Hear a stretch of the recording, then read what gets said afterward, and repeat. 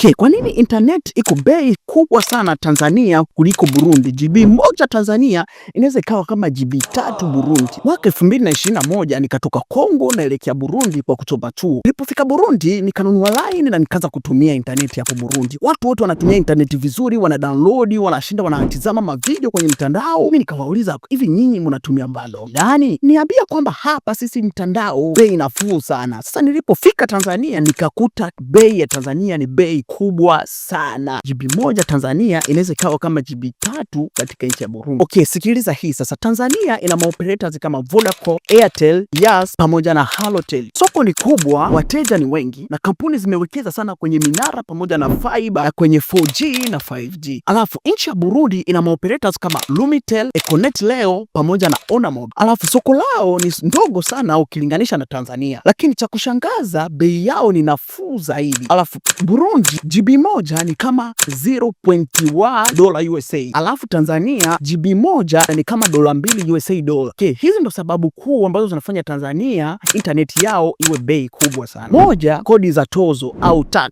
Baadhi ya nchi zina tozo kubwa kwenye huduma za mawasiliano. Kodi za serikali ndo zinaamua bei ya mwisho ya matumizi ya wateja. Alafu pili, uchumi na kipato cha wananchi. Burundi ni nchi yenye kipato cha chini sana. Sasa ili watu waweze kutumia internet, operator hulazimika kushusha bei ili aweze kupata wateja wengi. Tatu, ukakati wa ushindani au competition strategy. Wakati mwingine operator anashusha bei ili tu kuvutia wateja wengi. Nne, gharama za uwekezaji. Tanzania ni nchi kubwa sana kwa kusambaza minara pamoja na fiber. Alafu hadi vijijini unakuta kuna gharimu hela nyingi zaidi sana kuliko Burundi. Kwa hiyo sio tu swala la operator, kwa wengi au wachache hukutana na uchumi wa nchi, mkakati wa biashara pamoja na gharama za miundombinu. Sasa internet sio teknolojia, ni siasa ya uchumi na biashara kwa pamoja. Sasa usisahau comment na kusubscribe na kushare hii video. Okay, ciao.